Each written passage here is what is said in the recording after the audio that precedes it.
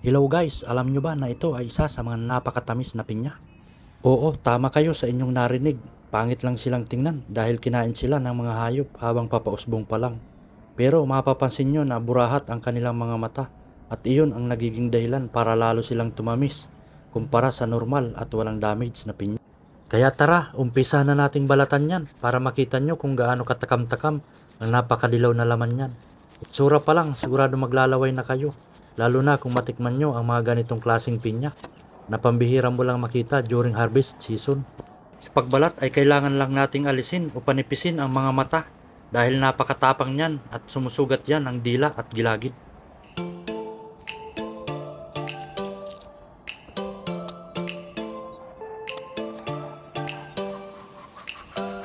Kapag naalis na natin ang mga mata ay biyakin natin sa gitna para di masugat sa pagkagat ang ating mga labi.